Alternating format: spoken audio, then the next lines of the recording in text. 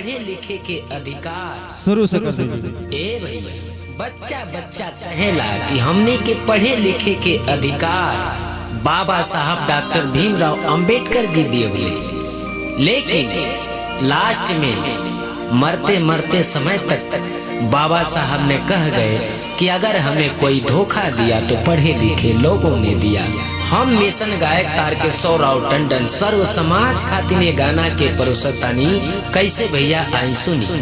बापू मतारी पिया सोन मारे, बापू मतारी पिया सोन मारे, पानी सब पीपर में गिरावेला, पढ़ल लिखल लोगवा समाज में डुबावेला, पढ़ल लिखल लोगवा समाज में डुबावेला।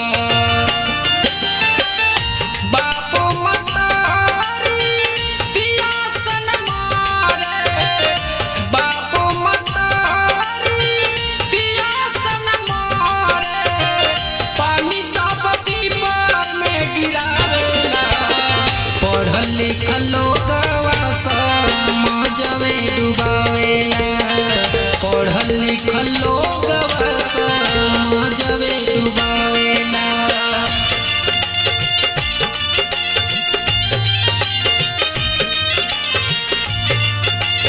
थोड़ा ताली बजाएंगे, साथ में साथ देंगे। आप लोग ताली बजाएंगे, मिला करके ताली बजाते रहेंगे।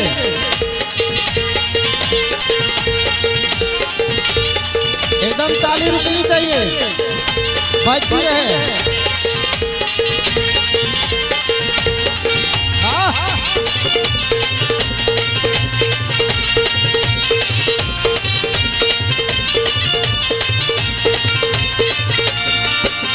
जियते छुआ छूत मनाता, मरते के घाट पे जाता, तेरी धोबी ना ऊंचा है विद्वान पंडित बाबा।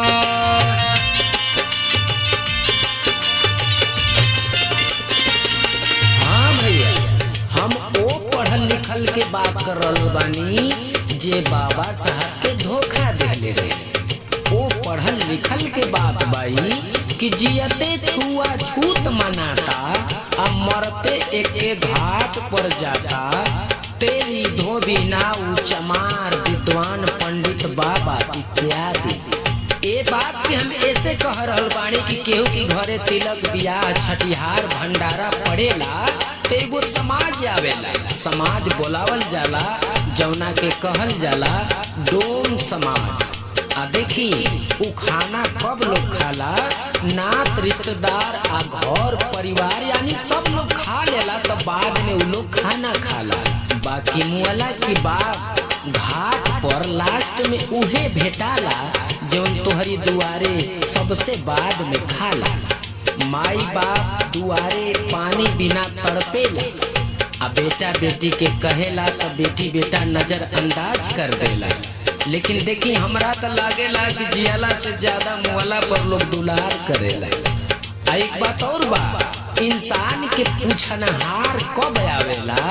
एगो विधा में जब मरे के होला तो लोगों के तुलसी गंगा जल पियावेला, तो जब तुलसी गंगा जल लोग पियावे लगेला, जब कुछ ना घोटाला तो लड़किया आवेले तो कहेले ए बाबूजी रसगुल्ला खइबा, पतोहिया आई तो कही ए बाबूजी छेना मंगा दी, दमाद राम कहे ए बाबूजी पकौड़ी खइबा।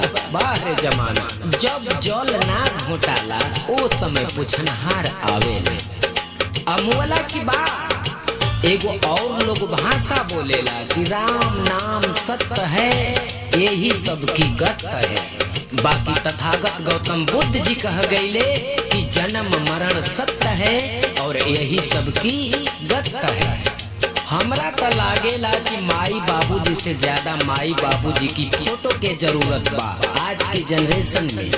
ऐसे कि माई बाबू जब मर जाला तो फोटोआ पर माला लगा के दुआरे भंडारा में रखा जाला और लिखल जाला स्वर्गीय फलाना राम, स्वर्गीय स्वर्गीय फलाना देवी, स्वर्गीय फलाना गुप्ता, स्वर्गीय फलाना यादव, स्वर्गीय फलाना तिवारी, इहे सबके हाल हम रउआ सबके बताओ तनी। इतना लोग के भंडारा में हम गईली, बाकी कोनो फोटो के नाम के आगे ई ना लिखल रहे कि नरकीय फलाना राम, नरकीय फलाना देवी। ऐसे तो ई साबित होला कि खाली स्वर्ग बा, नरक है नहीं थे।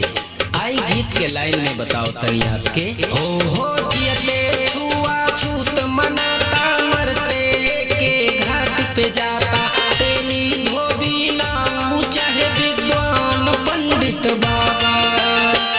एक ही घाट, एक ही लकड़ी, एक ही घाट, एक ही लकड़ी, डोमवे सबके जरावेला। छुआछूत कहाँ गई समझ में न आवेला, पढ़ल लिखल लोग समाजवे डुबावेला।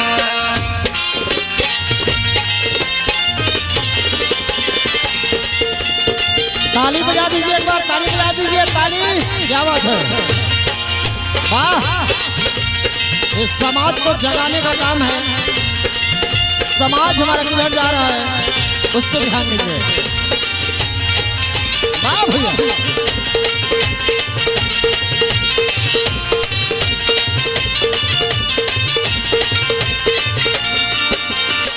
धरती पर सबसे पवित्र टेंट के गद्दा कहावेला।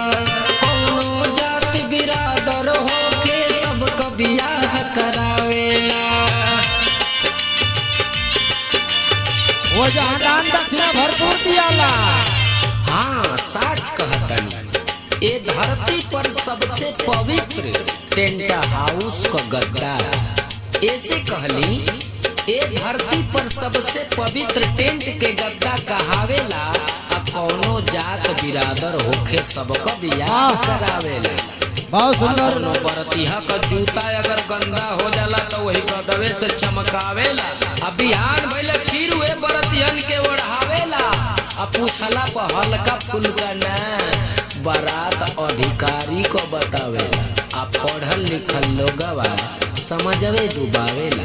ए भैया नदिया नारा मंदिर बहुतेरा, अरे बहुत घाट नहाया, पृथ्वी का बहुत चक्कर लगाया। बाकी जब पूजा के सवाल आवेला तो बड़ा कम शब्द में लोग कह देला, कर्म ही पूजा है। हाँ, धरती पर सबसे पवित्र टेंट के गद्दा कहावेला। कोनो जात बिरादर होके सबका बियाह करावेला। ओही गद्दा से केतने जूता चमकावे, ओही गद्दा से केतने जूता चमकावे। उहे फिर बरतियान के ओढ़ावेला।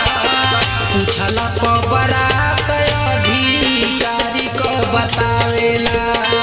पढ़ल लिखल लोग समझवे डुबावेला।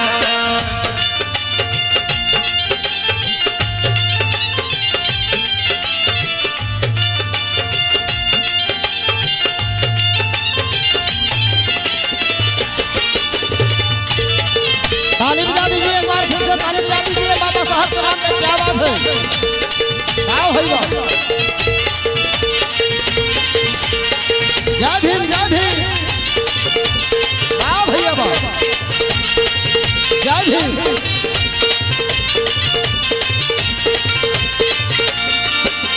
पढ़े लिखे तो मेरे भीम जी भी थे, विश्व रतन कहलाए। सब धर्मों का निरीक्षण करके बौद्ध धर्म अपनाए।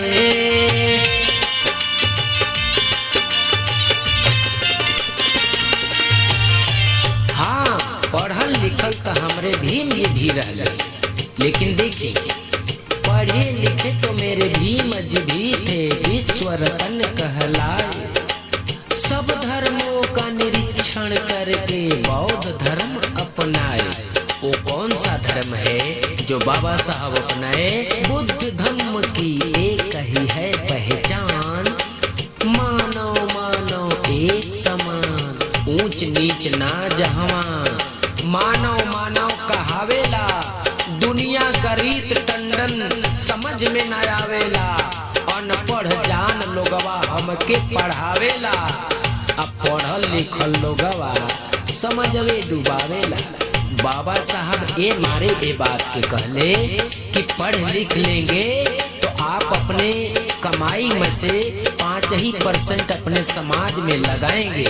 लेकिन आपने पढ़ा लिखा, नौकरी भी पाया, परिवार उठाया और शहर चला गया।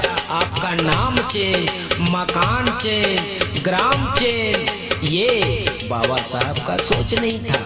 बाबा साहब के सोच के टोटल विपरीत आपने किया। इसलिए बाबा साहब ने कहा कि पढ़े लिखे लोगों ने हमें धोखा दिया। पढ़े लिखे तो मेरे भी मजबीते विश्वरतन कहलाए। सब धर्मों का निरीक्षण करके बौद्ध धर्म अपनाए। ऊंच नीच ना भेदभाव जहाँ, ऊंच नीच ना भेदभाव जहाँ, मानव मानव कहावेला। अनपढ़ जान लोगवा हमके हंसावेला, दुनिया करी टंडन समझ में न आवेला। बापो मतारी पियासन मारे, बापो मतारी पियासन मारे, पानी सब पीपर में गिरावेला। पढ़ल लिखल लोगवा समाज में डुबावेला, पढ़ल लिखल लोगवा समाज में डुबावेला।